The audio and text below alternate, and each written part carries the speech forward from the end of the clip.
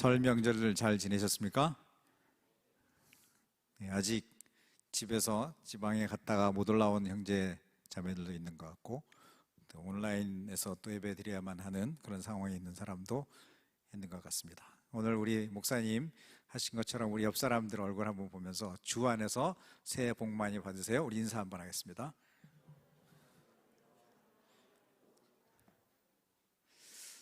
네, 오늘 주일 예배를 사모하고 나온 청년들에게 제가 시편 107편 9절 말씀으로 여러분을 축복하고 싶습니다. 그가 사모하는 영혼에게 만족을 주시며 줄인 영혼에게 좋은 것으로 채워주심이로다. 아멘. 사모하는 여러분들에게, 또 주의 은혜를 갈급해하며 줄인 여러분들에게 하나님이 좋은 것으로 배불리게 하시고 채워주시기를 주님의 이름으로 축복합니다. 근데 이 말씀을 또 새 번역으로 보면 되게 재밌는 번역이 나와요. 주님께서는 목마른 사람에게 물을 실컷 마시게 하시고 배고픈 사람에게 좋은 음식을 마음껏 먹게 해주셨다, 이런 표현이 나옵니다. 좀 번역이 많이 다르죠. 되게 우리 앞에 개정기억 성경은 굉장히 뭔가 영적인 것 같지만 새 번역 성경을 보면 굉장히 우리의 형이하학적인, 우리가 목마를 때 먹이게 해주시고 우리가 배부를 때 특별히 배부르게 해주셨다, 이런 거예요. 그래서 이번에 명절에 아마 여기 계신 분들 중에 너무 많이 먹어가지고 이제부터 또 다이어트를 고민해야 된다, 이런 사람이 있을 때 하나님이 주신 축복인 줄 압니다. 네, 감사함으로 내가 배불리 먹을 수 있다는 것만으로도 하나님의 축복이었다, 은혜였다, 이렇게 생각하면 좋을 것 같아요. 원래는 이제 지난번에 거라사 광인의 설교를 하다가 한 파트 남겨놨다 그랬잖아요. 혹시 기억나세요? 그거 이제 다음번에 정리하겠습니다. 그래서 오늘 준비를 하려고 그러다가 그래도 약간 명절이라는 생각이 들어서 절기 또 상황과 연결되어서 좀 메시지를 하면 좋겠다. 나중에 또 어버이날 때 오면 또 할 수 있겠지만, 그래서 조금 생각한 게 있어서 오늘은 부모님과의 관계를 어떻게 할 것인가. 여기 있는 분들이 많이 고민스럽기도 하고 또 큰 기도 제목이기도 하시고, 또 어떤 분은 너무너무 감사한 축복이기도 하면서 어떤 분들은 이것 때문에 너무 힘들어 하시는 분이 있을 수 있는데, 성경적 원리를 작가답게 제가 기도를 하면서 혹여라도 오늘의 메시지를 어떤 분은 너무 힘들어 하지 않았으면 좋겠습니다.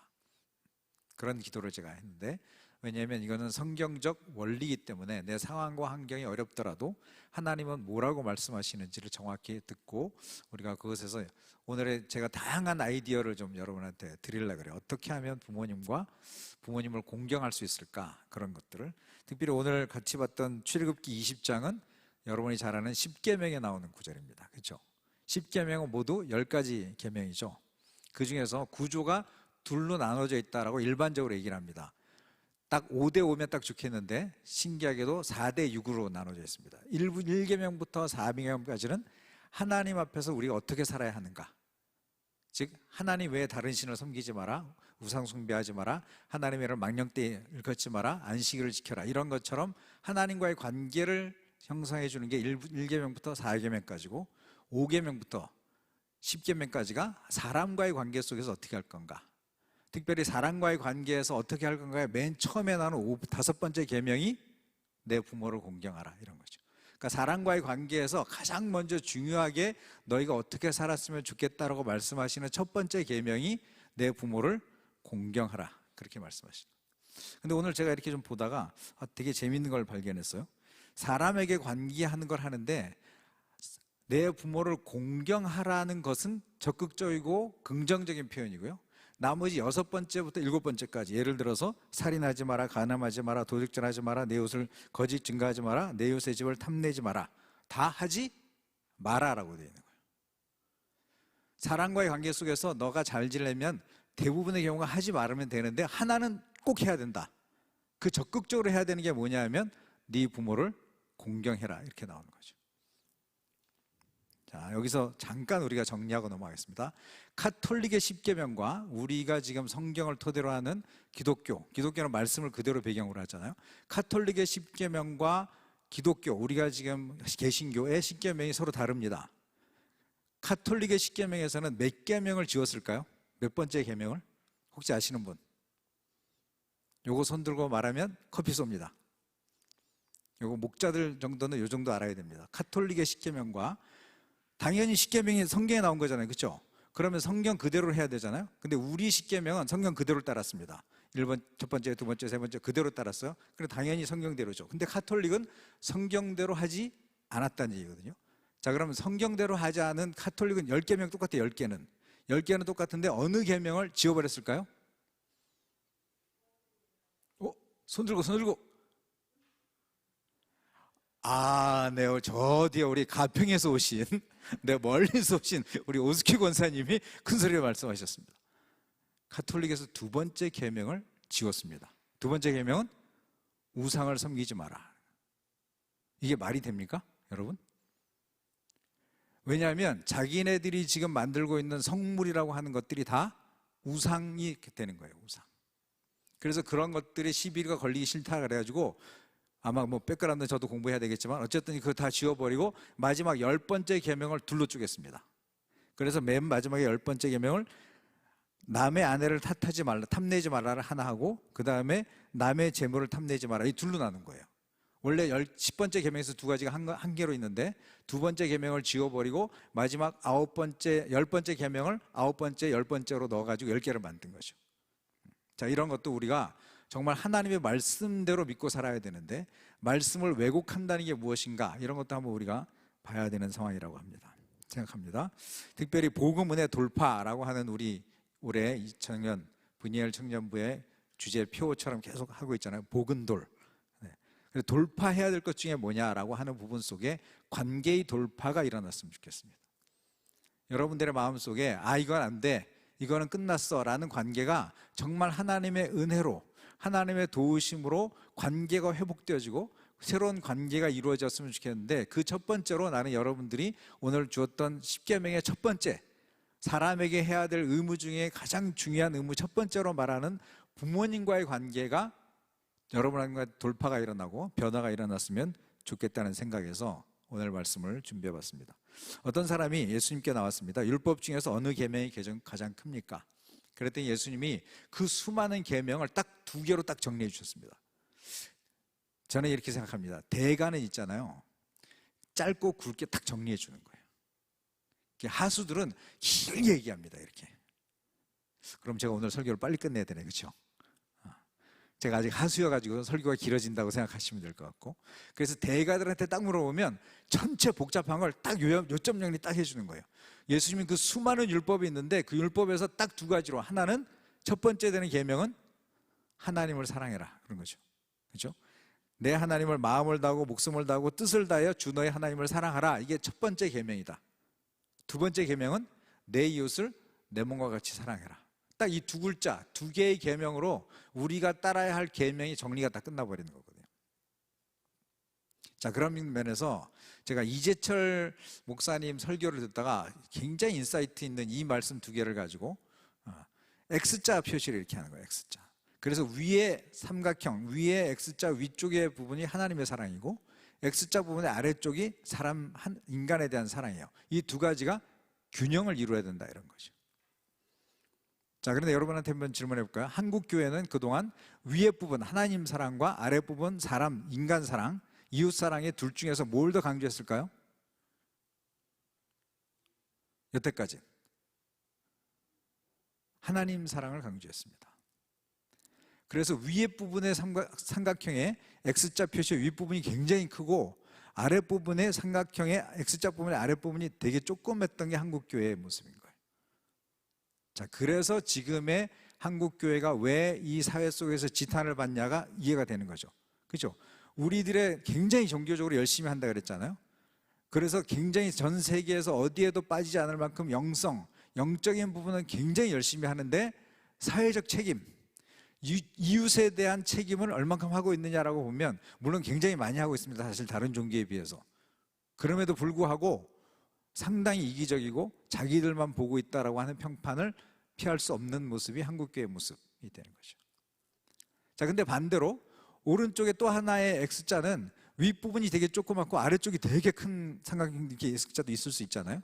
자, 그런 경우는 뭐냐면 하나님에 대한 사랑보다 사람에 대한 사랑이 너무 커서 그건 휴머니즘적 접근인 거죠. 그것도 또한 문제가 많이 있다는 거예요. 그래서 가장 바람직한 것은 하나님 사랑, 이웃 사랑이 똑같은 비중으로 똑같이 균형을 잡히고 가는 것이 가장 아름다운 주님이 원하시는 그런 삶의 모습이다, 이런 거죠. 그런 의미에서 사람에 대한 의무 첫 번째, 부모에 대한 공경을 말하면서 저는 감히 여러분들한테 도전해보고 싶은 것은 여러분들이 부모님으로부터 또 주위 사람들로부터 야, 우리 딸, 우리 아들 누구누구는 참 효자야, 이 말 들을 수 있어야 된다. 교회 열심히 다녀, 그런 말 듣는 게 아니라 야, 전 정말 효자야, 이 말을 들을 수 있어야 진정한 예수 그리스도의 제자의 삶을 살고 있다, 저는 그렇게 봅니다. 제가 어느 날 시골에 갔습니다. 제 시골은 충남 서산. 저희 아버님이 5형제 중에 막내. 근데 어느 날 제가 저희 집안, 저희 아버님을 대표해서 제가 막내 중에 막내, 5번째 집안의 막내의 막내, 내 대표해서 이제 시골을 내려간 거예요. 근데 추석날이 아침에 이제 차례를 지내고 저녁 때 할머니 제사가 있는 거야. 차례 때는 뭐 그렇게까지 복잡하지 않으니까 지나갔는데 이제 제사가 들어온 거지. 그러니까 아버님 형제들 입장에서는 친어머니의 제사를 드리는 시간이 된 거예요. 그래서 이제 큰 형님이 절하고 술을 올리고 둘째 형님이 올리고 이렇게 했는데 이제 막내 차례가 딱 온 거야. 그랬더니 이제 종문이 네가 대표로 왔으니까 네가 술을 올려, 이렇게 되는 거죠. 근데 그때 대학생 때인가 뭐 조금 이제 사회 초년생 때인가 굉장히 어린 나이인데 그때 내가 이걸 해야 돼 말아야 돼 너무 고민스러운 거야. 제가 이제 절을 안 하는데 야, 이걸 내가 그렇다고 못합니다 이렇게 말하면 그때 그게 얼마나 불경스럽겠어. 그렇다고 또 하자니 내가 또 이게 제사에 참여하는 거가 되고 막 그래가지고 약간 이렇게 머뭇머뭇거리고 있는데 와, 구세주가 나타나는 거야. 두 번째 큰아버지가 나를 딱 보더니 이 녀석은 절도 안 하는데 넌 빠져, 이렇게 얘기하는 거야. 사실 근데 그 말 있잖아요. 나를 비난하는 뜻이 아니라 그분이 나를 보호해 주신 거예요. 저 녀석은 예수 믿어서 절도 안 하니까 넌 안 해도 돼, 이런 의미였어. 그 말은 되게 퉁명스러웠지. 뭐 시골에 있는 할아버지 같은 분들이 뭐 이렇게 고상하게 말을 해줬겠어요. 근데 제가 그래서 그러는 바람에 싹 피해갔거든요. 그래서 내가 아니 왜 저분은 사실 그 되게 기분 나쁜 일이에요. 어른들 입장에서는. 그렇잖아요. 가장 어린아이가 와가지고 어른한테 술을 올려야 되는데 저 안 합니다, 이렇게 말해봐. 어마어마하게 불경스러운 분위기인데 왜 그러면 두 번째 큰아버지는 나를 보호해줬을까? 제가 이렇게 추론해 보건데 저희 이제 사촌급이지. 사촌급이 43명 있어, 43명. 그 중에서 시골을 가장 많이 찾아간 사람이 저입니다. 매 방학 때마다 찾아갔고 매 명절 때마다 거의 찾아갔고 그러면서 어른들이 너를 얼마나 이뻐하는지 몰라. 왜? 그 서울에서 그 멀리서 자기네들을 좋아해서 찾아왔다고. 그렇게 찾아와줬던 저였기 때문에 제가 비록 절하지 않는다는 것이 불경스러운 것이 아니라 이 녀석은 참 어른들을 참 좋아해. 이 녀석은 참 어른들을 공경할 줄 알아. 그러나 단지 신앙적 이유 때문에 절하지 않는 거지. 이렇게 되는 거예요. 그래서 제가 그때 참 감사했습니다. 우리가 어떤 종교적인 어떤 그런 것에 참여하지 않는다 할지라도 기본적인 평판은 저 친구 참 어른들을 공경할 줄 아는 친구지, 저 친구 참 어른들을 좋아하는 사람이지, 이런 평판을 받으면요 절대 여러분이 신앙적인 것 같고 이렇게 한다 그래서 무시하지 않습니다. 그래서 이런 것들도 여러분이 좀 해보면 좋을 것 같고요. 제가 예전에 아마 이 간증은 여러 번 해서 여러분 들은 분도 있을 텐데 너무 대표적인 간증이라서 간증 경험이라서 꼭 얘기를 하는데 제가 어느 날 전도를 하러 갔습니다.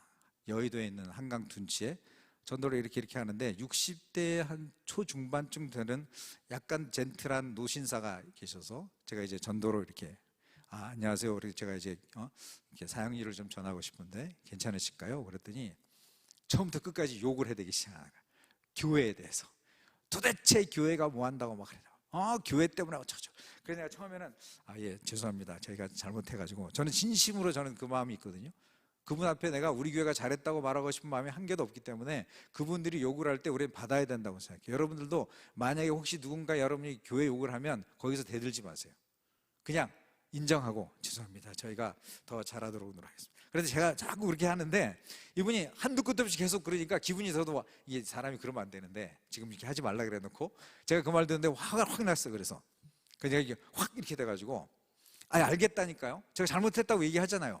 그런데 만약 선생님 제가 지금 전하려고 하는 것처럼 선생님이 예수님을 안 믿어서 지옥 간다 그러면 선생님 영혼 어떻게 하시겠습니까? 하고 저도 훅 질문했어. 그랬더니 그분이 한숨을 푹 쉬어. 그러더니 자기 얘기를 하기 시작하는 거예요. 자기가 LA, 지금 이제 거기 미국의 LA에 살고 있는데 맏아들인 거예요. 근데 이제 노모가 계신 거지. 근데 노모를 그 미국 땅에 모시고 가가지고 살기에는 그 어머니가 너무 적응해야 될 환경이 너무 어려우신 거예요. 영어를 써야 되고 막 그 이국 땅에 가가지고 친구들도 여기 있고, 그러니까 어머니가 안 따라가겠다 이렇게 한 거지. 자기는 너무 효자인 것 같아, 내가 보기엔 그분이. 그래서 어쩔 수 없이 둘째 아드님이 이제 동생이 이제 모시고 있는 거예요.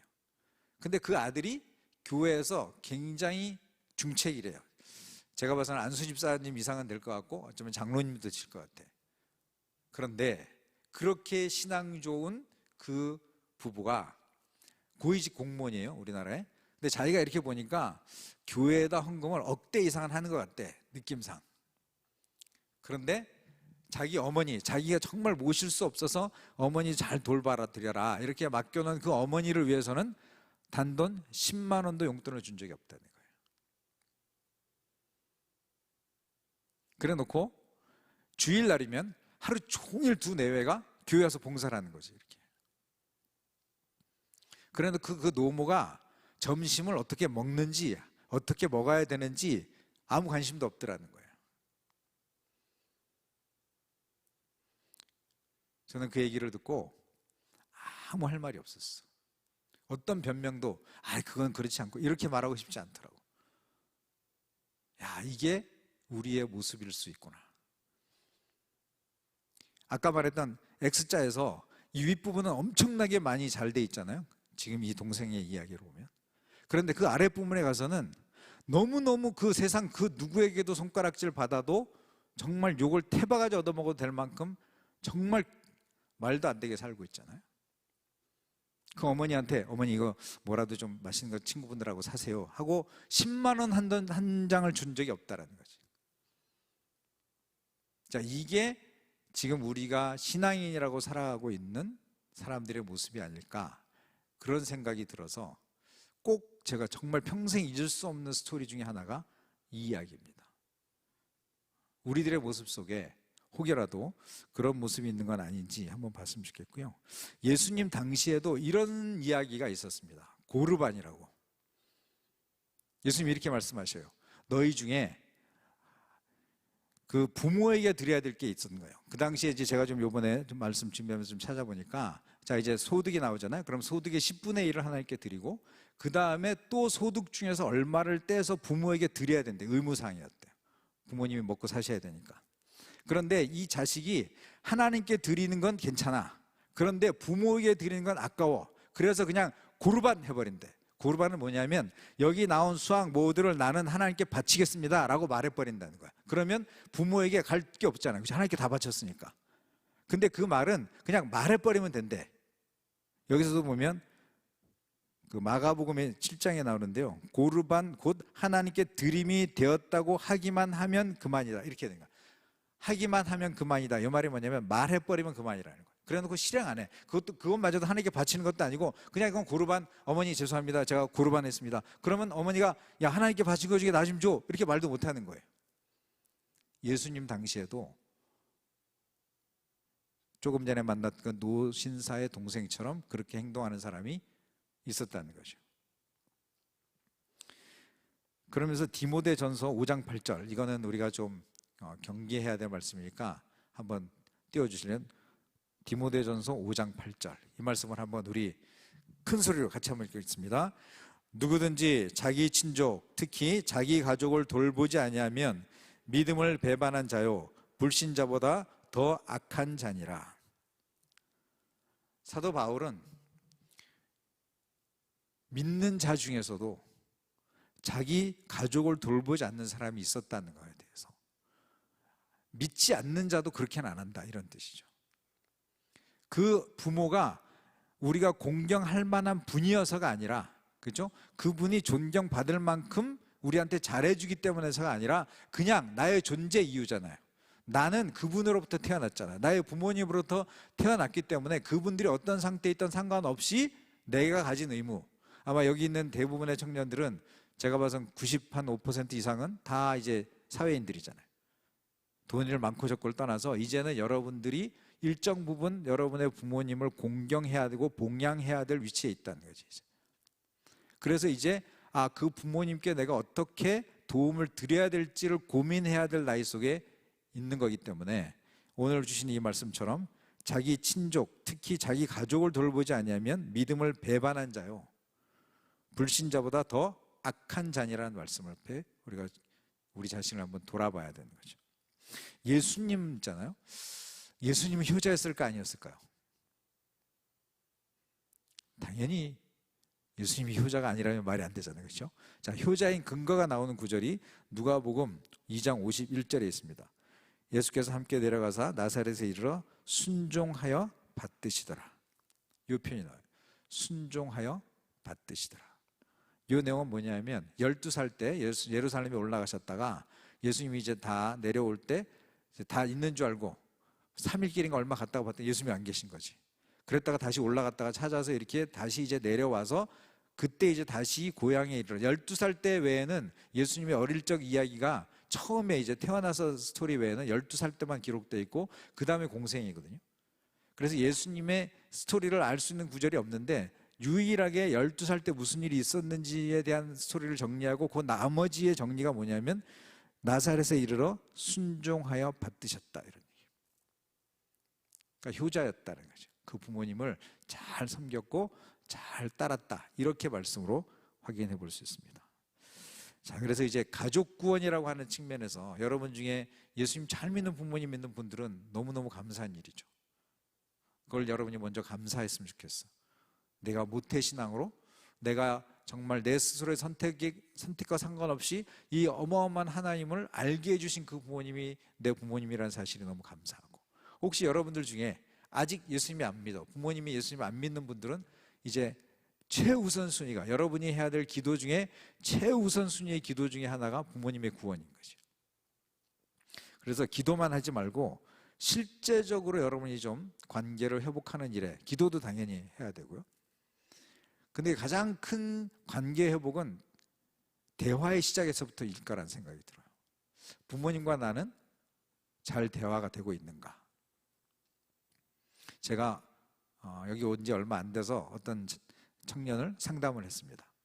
그랬더니 그분이 이런 얘기를 하는 거야. 저희 아버지는요, 집에만 들어오면 리모컨을 붙잡고 주무실 때까지 계속 골프 채널만 봅니다. 계속 이걸 돌려서, 골프 채널도 많잖아요, 요즘. 그렇죠? 그것만 본다는 거야. 그러니까 자기는 이제 일하러 갔다 와가지고 그냥 다녔습니다 하고 그냥 자기 방에 들어가면 끝이야. 아버지랑 무슨 대화를 할 수 있는 끈도 없고 아버지가 말하고 싶어 하지 않는 것 같기도 하고 자기도 할 말이 없고. 그래서 내가 심각하다, 이런 생각이 들었습니다. 그래서 제가 그 입에다가 이렇게 말을 넣어줬어. 아빠랑 어떻게 대화를 하는지. 자, 여러분들도 팁이 하나 있는데요, 여러분이 부모님과 대화를 하고 싶잖아요. 그럴 때 팁은 뭐냐면 부모님이 좋아하는 걸 물어보면 됩니다. 자, 이분에게 뭘 물어보면 될까요? 그럼요, 골프로 물어보면 되죠. 골프를 매 하루 종일 보고 있으니까, 그래서 내가 입에다 뭘 넣었냐면, 이분이 초등학교 교사였어요. 그래서 내가 이렇게 하라 했어요. 어느 날 너 퇴근하고 나면 이렇게 말해봐. 아빠, 도대체 버디 2개 하는 게 뭐야? 이래. 월요일 날 학교 교장 선생님이 조회를 하는데 갑자기 오더니 뭐 자기가 어제 버디를 2개 했다고 난리치고 그렇게 좋아하는데 무슨 뜻인지 내가 알아야지 좋아하든지 말든지 하지. 아빠, 골프룰이 어떻게 되는 거야? 하고 한번 물어보라 그랬어. 아빠가 어떻게 할까요? 갑자기 테레비를 탁 끄고, 골프장이 길게 생겼습니다, 이렇게. 그러면 길게 생긴 종이를 찾아야 되죠. 가장 적합한 게 뭘까요? 교회 달력. 교회 달력이 길게 생겼잖아요, 그렇죠? 그래가지고 뒤에 가가지고 확 찢어가지고 뒤에 딱 펼쳐가지고 촥 글이 시작하네. 여기가 티샷 하는 데고, 여기가 그린이고, 여기가 뭐 페어웨이가 어떻고 뭐 저쩌고 막. 몇 시간 얘기할 수 있을까요? 최소한 2시간 얘기할 수 있어. 그냥 들어만 주면 돼. 그래요? 그래? 나 어디서 뭐 홀인원은 뭔데? 뭐 이런 거 한두 번 이렇게 질문하면 있잖아. 아버지가 그거 있잖아 말이. 그럼 벌써 예의가 되기 시작했죠, 그렇죠? 그럼 그 다음 날 또 딱 가가지고 아버지가 테레비 보고 있는데 옆에 앉으라 그래. 앉아가지고 이제 누구 선수가 나올 거 아니까 막 게임하는 게 많이 있을까? 그럼 예를 들어서 저기 필 미켈슨 뭐 이런 애가 나온다고 치면 아빠 저 사람은 골프 잘 치는 사람이야? 이거 한번 질문해봐. 그러면 또 몇 년도에 무슨 우승을 했고 몇 년도에 뭘 했는데 이 우승할 뻔하다가 그 퍼트를 놓쳐가지고 걔가 몇 억을 날리고 한 시간 또 얘기할 수 있다 이렇게. 그래도 그 다음에는 아빠 나 스크린 골프 한번 데려가 줘봐. 그럼 아빠가 얼마나 신나겠었죠. 대화는 그렇게 시작해보는 거예요. 여러분들한테 관심 없다고 말하지 말고 여러분이 부모님한테 관심을 가져야 돼요. 제가 이제 여러분의 나이가 제가 이제 여러분과 조금 빠르면 여러분의 아버지 나이 비슷하잖아요, 그렇죠? 아버지가 특히 아버지 되게 외롭다고 생각하시면 답이 맞습니다. 우리 아버지 되게 외롭겠구나 이런 생각하면 돼. 그래서 이렇게 자매들은 아버지가 예를 들어 아직 직장 다니신다. 그럼 아니면 여러분 직장 다닐 때 전화해가지고 아빠 오늘 저녁 같이 먹을까? 나랑만 둘이서. 그럼 그 둘이서 데이트를 하는 거예요. 그래서 길거리에 나갈 때 팔짱을 빡 끼고 남들이 일부러 볼 수 있게, 그러면서 남들이 볼 때 여러분을 볼 때 뭐라고 그러냐면 저 둘이 원조교제 하는 거 아니야? 이런 마음 들게 한번 해봐요. 아빠는 지나가면서 누군가 보기를 원해. 누군가 내가 이 젊은 아이와 이렇게 팔짱 끼고 가는 걸 봐주길 원하는 그런 거지. 아빠랑 팔짱 낄 수 있습니까? 2사람, 3사람, 4사람, 5사람. 팔짱 못 끼는 딸도 많더라고요. 이런 거 여러분이 이제 극복해 나가야 돼요. 하나님, 내가 아빠랑 팔짱 낄 수 있게 용기를 주십시오. 아빠! 이렇게. 부모님의 감정은행 계좌 얘기했잖아요, 그렇죠? 감정은행 계좌를 여러분이 쌓으셔야 되는 거예요. 여러분에 대해서 좋은 마음이 생기도록. 그래야 복음을 받아들일 수 있습니다. 제가 이걸 오픈하는 게 조금 조심스럽지만 제가 너무 기분이 좋아서 이번 명절에 있었던 기분 좋은 제가 딸내미로부터 설 명절 카드를 받았는데 한번 오픈해 보겠습니다. 한번 보여주실래요? 까만 바탕에 이렇게 돼 있죠. 귀염둥 긍정한 선교사님. 우리 둘째 딸이 갑자기 부모님께 절을 하고 세배하고 이렇게 봉투 드리는 시간인데 지가 또 우리한테 할머니께도 드리고 우리한테도 이렇게 주더라고요. 이게 뭐야? 그래서 우리 와이프한테도 하나 주고 저한테도 하나 주고. 자, 2번째 넘겨보실래요? 그러더니 요런 카드가 또 있더라고요. 그래서 요런 카드를 또 인터넷에 해가지고 다 사갖고 온 거예요. 이렇게 할머니한테는 저건 이제 없는데 할머니한테는 자기가 문구를 이렇게 써가지고 인쇄를 해가지고 이렇게 문구를 이렇게 쓰면 또 인쇄를 이렇게 해주나 봐요. 자, 그런데 저기 사랑합니다 이게 뜯어 있잖아요. 그 뒤에 뭐가 있게요? 네, 그 다음 페이지 보여줄래요? 돈이 들었더니 돈이. 일부러 이렇게 찍었는데 2장 들었습니다. 2장. 야, 얘가 요즘 알바라고 해요. 알바. 기분이 너무 좋은 거야. 그죠? 그래서 여러분들이 이번 설 명절에 부모님께 이렇게 용돈 좀 드리셨는지 끄떡끄떡. 네. 나중에 목장 모임 할 때 한번 서로 나눠보시면 좋을 것 같아. 이번에 우리가 어떻게 했는지 한번 좀 나눠봅시다. 부모님께 어떻게 하셨는지 이렇게. 그래서 제가 이걸 보면서 제가 오늘 아침에 이걸 나눌 거 말까 하다가 그래도 좋은 내가 기분 좋았던 거니까 한번 나눠보자 하고 제가 빨리 해가지고 파워포인트를 짜가지고 이렇게 넣었는데, 자, 여러분이 이제 파워포인트 감정은행 계좌를 쌓아야 되잖아요. 감정은행 계좌는 뭐냐면 아빠가 나에 대해서 좋은 마음이 들도록 하는 거예요. 예를 들어서 저 같은 경우는 우리 딸내미가 이번에 이렇게 했으니까 얼마나 기분이 좋아지겠어, 그렇죠? 그럼 딸에 대한 감정은행이 되게 좋아지는 거지. 무슨 말인지 이해되죠? 그래서 내가 그분의 마음에 들도록 무언가를 하는 거예요. 엄마의 마음에 들도록 설거지를 하는 거예요. 엄마의 마음에 들도록 그동안 안 치우던 방을 한번 치우는 거예요. 엄마 대신 내가 무슨 뭘 하는 거예요. 그러면 엄마가 아이고 우리 딸 우리 아들 다 컸네. 그럴 때 기분이 이렇게 좋아지는 게 감정은행 계좌거든요. 자, 그게 이제 1차적인 방법이라면 내가 지금 오늘 고급 팁을 하나 알려줄게. 여러분의 예를 들어 아버지라고 한번 칩시다. 아버지와 관계가 쉽지 않으니까. 엄마는 사실 쉬워, 어떤 면에서 보면, 그렇죠? 근데 아빠는 막 말도 없고 맨날 술이나 먹어야 말하고 막 이런 경우도 많잖아요. 그럴 때 아빠는 어떻게 해야 될까? 이럴 때 아버지가 중요하게 여기시는 분이 있어. 저 같은 경우는 우리 할아버지가 일찍 돌아가셨거든요. 그러니까 맨 큰 형님이 우리 할아버지 격이야. 그래서 우리 아버님이 우리 큰아버지를 굉장히 소중히 여기시는 거야. 그래서 내가 다이렉트로 아버님한테 잘하는 것도 감정하는 계좌가 높아지지만 그 아버지가 중요하게 여기는 분을 내가 잘 대해주는 거예요. 이해되세요? 자, 실제적 사례가 제가 울산에 있었을 때입니다. 서산을 가야 돼. 큰아버지 댁이 서산인데. 근데 서울 가는 거는 쉬운데 그 울산에서 서산 가는 건 너무너무 힘들겠더라고요. 이게 도로가 만만치 않아요. 그래서 제가 못 간다고 딱 포기를 하고, 근데 아버님이 먼저 내려가셔서 서산에 가 계신 거예요. 근데 제가 울산에서 근무할 때인데 이렇게 봤더니 별로 맛이 있지도 않은데 울산배를 사람들이 엄청 택배로 보내더라고요. 이렇게 옛날에 울산배가 진상 왕한테도 올라가던 그런 품목이었다 그러면서, 그래서 내가 가만히 생각하다가 내가 이제 감정은행 계좌 이런 생각도 좀 하고, 야, 한번 내가 안 하던 일 한번 해봐야 되겠다 싶어가지고 울산배를 하나 사가지고 택배로 해가지고 어디로 보냈냐면 서산에 있는 큰아버님 댁으로 보낸 거예요. 자, 그러면 서산에 있는 큰아버님 댁에서 자, 택배요 하고 딱 왔는데 택배가 일단 커, 박스가. 그죠? 그러면 어른들은 벌써 이게 뭐지? 두 번째, 울산이라고 적혀 있어. 그러면 울산은 세상 가보지도 않은 곳이에요. 그러면 그 멀리서 누가 보냈어? 이렇게 봤더니 박종문이 이렇게 써 있잖아요. 조카죠. 큰아버지 입장에서는 조카, 막내 조카가 그 멀리서 이 귀한 것을 보냈네, 이렇게 되는 거죠. 그걸 받는 순간 큰형님은 누굴 봤을까? 우리 아버지를 보는 것이. 그러면서 아이고, 자네 아들 대단하네. 어떻게 아들을 이렇게 잘 키웠어? 그럼 우리 아버지는 입이 이만큼 치우시는 거예요. 이해되세요? 요걸 잘 이해하셔야 돼요, 여러분들. 앞으로 감정은행 계좌를 쌓을 때 여러분이 아빠랑 관계를 잘하고 싶으면 아빠한테 당연히 잘해야 되죠.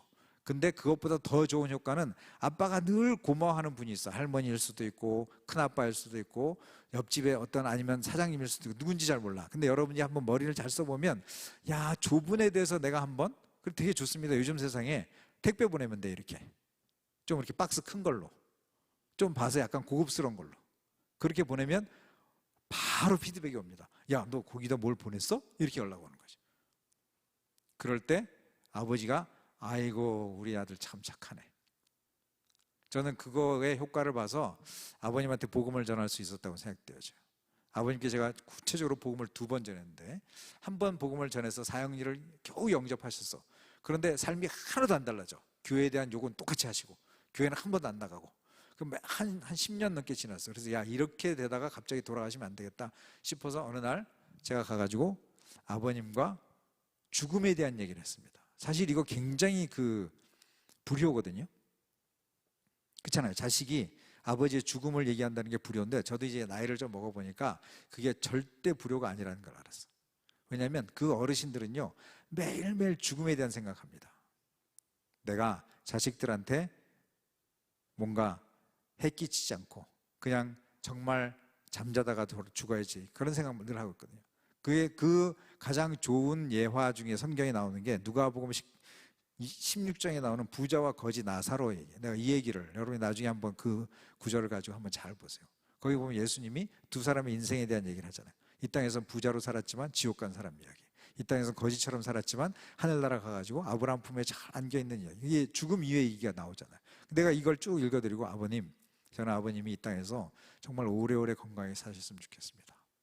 그런데 정말 안타깝게도 누구나 다 이 땅을 떠나지 않습니까? 딱 그 얘기했더니 그래 떠나지. 그래, 나도 너희들한테 그렇게 정말 힘들게 안 하고 잘 죽었으면 좋겠어. 딱 바로 이게 불효가 아니라 그 마음을 공감해 주는 거야. 아빠가 어차피 이 땅에 오래 생활 못 사는데 언젠간 떠나셔야 되는데, 떠나실 때 나는 그랬지. 아버님이 이 땅을 떠나셔 좋은 데 가셨으면 좋겠습니다. 저 여기 나오는 부자처럼 이 땅에서 떵떵거리지 못했더라도 저렇게 지옥 가지 않고 이 땅에서 좀 어려웠더라도 정말 하나님 품 안에서 안식을 누리시는 그곳으로 저는 갔으면 좋겠습니다. 그걸 다 받아들이시는 거예요. 그날 예수님을 아주 진지하게 영접하시고, 그 이후로 교회를 자주 나올 수는 없었지만 갈 때마다 제가 같이 예배를 드려드리고, 그러다가 정말 주무시다가 돌아가셨어요. 완전히 진짜 너무너무 평온하게. 그 하나님의 축복이라고 저는 생각해요. 여러분들, 여러분의 부모님에게 그렇게 복음을 전하고 그렇게 사랑한다고 말할 수 없는 타임이 갑자기 올 수 있습니다. 아직 젊으시니까, 에이, 우리 아빠 아직 괜찮아, 나중에 언젠가 내가 하면 되지 하다가 어느 날 갑자기, 그렇죠? 어느 날 갑자기 사고가 날 수도 있고, 제가 아는 분도 어느 날 갑자기 얼마 전에 뇌졸중이 와가지고 뇌출혈이 왔습니다. 다행히 언어마비까지는 안 왔는데 이런 사건이 언제든지 일어날 수 있다고 생각하셔야 돼요. 여러분에게 말할 수 있는 기회, 만날 수 있는 기회가 있을 때 사랑한다 말해주시고 더 잘 섬겨주시고, 그래서 마음이 많이 열려지실 수 있도록 하셔서 언젠가 복음을 들고 내가 나가서 얘기할 때 거부하지 않도록. 우리 아버지가 나를 거부하지 않았던 건 그 복음을 거부하지도 않았지만, 사실 나를 거부하지 않은 건 내가 효자 중에 효자이기 때문에 아버지가 아이고 이 녀석 아빠 우리 자기를 너무 사랑하는지 너무 잘 알지, 그러니까 그 아버지를 내가 사랑하고 아버님 꼭 좋은 데 가셨으면 좋겠다는 그 말이 가슴으로 와닿을 수 있었다는 거예요. 근데 평상시에 만약 아버지랑 관계가 굉장히 안 좋고 막 개차반이쳤는데, 그런데 어느 날 가가지고 아버지 예수 믿고 천국 가야지, 절대 안 받아들입니다. 가족 관계는 훨씬 더 어렵습니다. 가족들이 예수 믿는 것 너무너무 어려워. 그러면 여러분이 그만큼 더 기도해야 되고 그만큼 더 정교하게 섬겨야 되는 거예요. 옛날에 영화 300이라는 영화가 있었습니다. 거기서 보면 어떤 장군이 자기 아들하고 같이 나갔다가 그 아들이 죽었어요. 너무 오열하고 울고 있는 거야. 그랬더니 그 왕이 자기 자네 아들이 그렇게 죽어서 너무 서글퍼서 그러지, 그랬더니 그 장군이 했던 말이 내가 너무너무 유명한 대사라서 기억하는데요, 이렇게 얘기하는 거예요. 죽는 거요? 당연히 전쟁터에서 다 죽습니다. 저도 죽을 거고 왕도 죽을 거 아닙니까? 죽었다는 게 왜 서글픈 게 아닙니다. 저는 이 아들을 너무너무 사랑했는데 한 번도 이 아들한테 사랑한단 말을 해준 적이 없었던, 그것이 너무 마음이 아프다. 마찬가지로 여러분도 여러분의 마음속에 여러분의 부모님에 대한 너무너무 큰 사랑이 있잖아요. 그런데 사랑을 표현하는 게 너무 우리가 어설프고 그것에 너무 서툴기 때문에, 또 익숙지 않기 때문에 안 하고 있는 거죠. 근데 이제는 기회가 언제 닥칠지 모른다고 생각하면 미룰 일이 아닌 거예요. 그러므로 여러분이 작은 손편지도 괜찮고요, 아니면 카톡에도 괜찮고, 아빠 사랑해, 날 이때까지 낳아주시고 공부시켜주시고 이제까지 이렇게 고생하신 거 다시 생각해보면 너무너무 고마워요, 아빠 건강하세요, 오래오래 사세요, 이런 단어, 이런 표현들 계속해서 하는 거야. 그냥 이게 오글오글 하더라도 혼자서 오글오글거리고 그냥 이렇게 톡 같은 거 이렇게 쓰면 되잖아요, 그렇죠? 거기다 뭐 요즘 이모티콘도 많고, 이제 그러면서 또 이제 뭐 선물 같은 것도 보내드리고, 계속해서 감정은행 계좌를 계속 쌓아가는 거야, 이렇게. 그러다가 어느 날 아빠 우리 교회에서 새가족 초청, 응? 새생명 축제 하는데 아빠 한 번만 가보지 않을까? 한 번만 가줘. 아빠가 거절할 일이 저는 없다고 생각해요. 나를 이렇게 사랑하고 나를 이렇게 좋아하는 딸이 그 한 번의 소원 내가 못 들어줄까? 그런 마음에 그런 기회에 오실 거라는 거죠. 사실 저는 저희 아버님 생각해보면 너무너무 후회스러운 게 두 가지가 있습니다. 저는 장인어른하고 목욕탕을 자주 갔던 것 같아. 왜? 우리 집사람이 자기 친정엄마랑 가는 게 편하니까, 그렇죠? 그러니까 장인어른하고 제가 되게 많이 가서 때도 이렇게 밀어드리고 또 이렇게 뭐 때밀이도 해가지고 이렇게 해드리기도 하고 같이 이렇게 했는데, 정작 우리 아버님하고는 정말 어렸을 때 간 이후로 못 간 거예요, 이렇게. 그래서 제가 병이 좀 나시고 기력이 없으셔서 어느 날 내가 아버님 모시고 내가 사우나 한번 가야지. 처음에는 내가 등을 한번 밀어드리고 다음번에는 내가 돈을 내서, 어른들은 그거 절대 돈 내서 안 하시잖아요. 그래서 돈 내서 한번 이런 서비스 한번 받아보십시오 하고 내가 한번 해드려야지. 미루다 아버님이 돌아가셨습니다. 등 한번 최근에 정말 내가 어렸을 때 목욕탕 같이 가고 이후로 같이 한 번도 못 간 거예요. 그게 제 안에 너무 후회스러운 일 중에 하나고요. 또 하나는 우리 아버님이 낚시를 되게 좋아하세요. 제가 어렸을 때도 아버지랑 낚시를 되게 다니고, 지금도 제가 낚시를 굉장히 좋아하는데, 어느 날 제가 이제 좀 여유가 있었잖아요, 충전소 사장하고. 그러면서 좌대라고 있습니다. 좌대가 뭐냐면 호수 가운데 집을 지어놓고 거기 배 타고 들어가서 낚시하는 거거든요. 그걸 몇 번 했어. 근데 그때 그 생각을 못한 게 지금 너무 후회돼. 그때 부모님 모시고 아버님 모시고 어머니 낚시 하시거든요. 그래서 그 모시고 좌대 한번 탔으면, 사실 어른들은 그게 비싸다고 생각하기 때문에 사실 그렇게 비싸지도 않은데 그거 안 하시거든요. 그때 내가 왜 그 생각을 못했을까? 이렇게 하면 되겠네. 내 시간적 여유도 있으니까 아버님 좌대 한번 타러 가시죠 그래서 1박 2일 동안 밤낚시하면서 라면 끓여 먹으면서 옛날 얘기하면서 그 추억의 시간들을 만들었더라면 내가 이렇게 후회스럽진 않을 텐데. 여러분 아직 나이가 저처럼 그렇게 후회할 생각의 나이가 아니기 때문에 충분히 나중에 하면 되지 라고 생각하지만 그렇게 생각하지 마시고 지금 머릿속에 떠오른 게 있을 때, 지금 내가 아빠랑 엄마랑 이거 하면 좋겠다고 떠오르는 게 있을 때 그때 하세요. 미루지 말고. 그래서 저는 추억 만들기라는 생각이 들거든요. 추억 만들기. 부모님이 살아계실 때, 건강하실 때 어느 날 갑자기 쓰러질지도 몰라요. 어느 날 갑자기 언어장애가 오고 어느 날 갑자기 이석증이 오고 갑자기 심장마비가 오고 어떤 일이 벌어질지 모르기 때문에 지금 기회가 있을 때 주님이 순종하며 받드셨던 것처럼 여러분들도 그렇게 받들었으면 좋겠습니다. 에베소서 2장 14절 말씀 같이 한번 읽고 마무리하도록 할게요. 자, 우리 에베소서 2장 14절 같이 읽어볼까요? 그는 우리의 화평이신지라 둘로 하나를 만드사 원수된 것 곧 중간에 막힌 담을 자기 육체로 허시고. 예수님 이 땅에 오셔서 사람과 사람 사이, 하나님과 사람 사이에 막힌 담을 허셨을 뿐만 아니라 사람과 사람 사이에 있는 담도 허시길 원하셨던 거예요. 우리가 화평하기를 원하시고 하나 되기를 원하시는 거예요.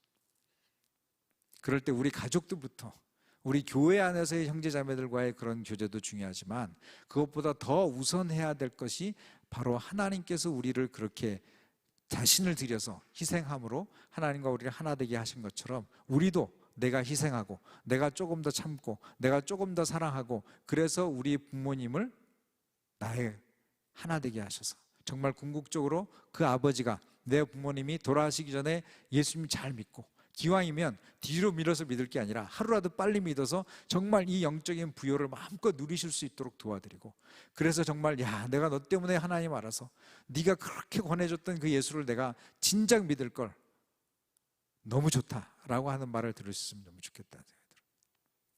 구체적으로 여러분 매일매일 전화드렸으면 좋겠습니다. 늦게 들어갈 때 꼭 연락드렸으면 좋겠고요. 또 하나는 직장 다니는 분들 매월 용돈 드렸으면 좋겠습니다. 자동이체. 아멘 하세요. 아멘. 금액이 중요치 않습니다. 마음이에요.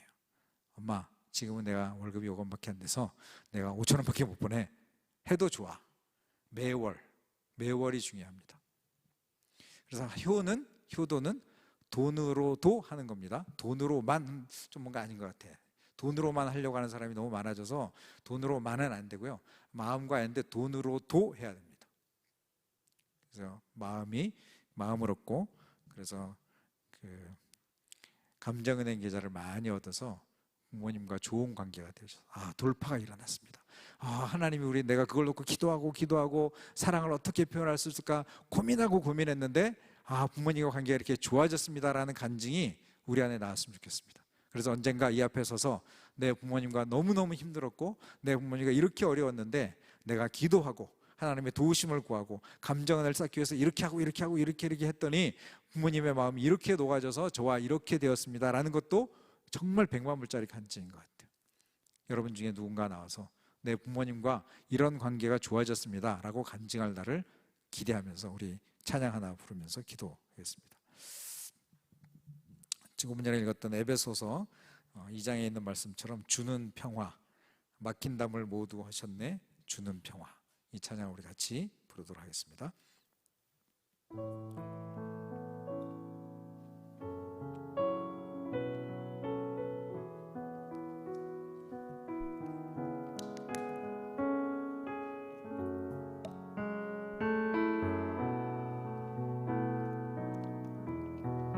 찬양하겠습니다.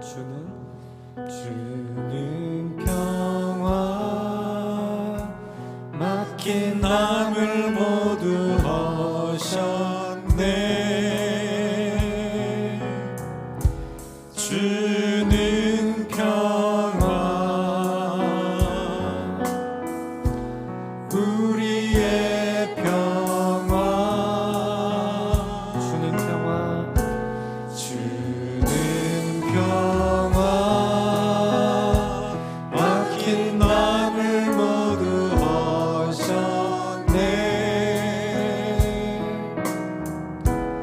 주는 평화 우리의 평화 염려다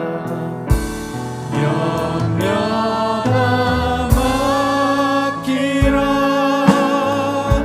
주가 돌보시니 주는 평화 우리의 평화 염려다 맡기라 주가 돌보시니 주는 평화 우리의 평화 염려나 맡기라 한번 부를까요? 염려다 맡기라 주가 돌보시니 주는 평화 우리의 평화 염려다 맡기라 주가 돌보시니 주는 평화 우리의 평화 이 시간 우리 가족을 위해 관계를 위한 기도를 드렸으면 좋겠습니다.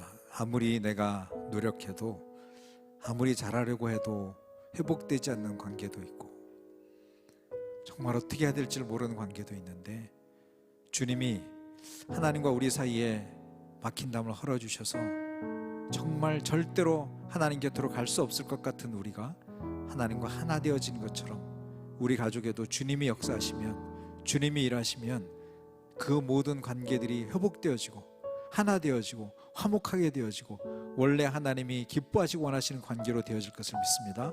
이 시간 우리 자신의 성령 충만함을 위해서 절대로 포기하지 않고 사랑과 기도로 온 가족들을 섬기되 특별히 이 시간 부모님을 위해서 기도했으면 좋겠습니다.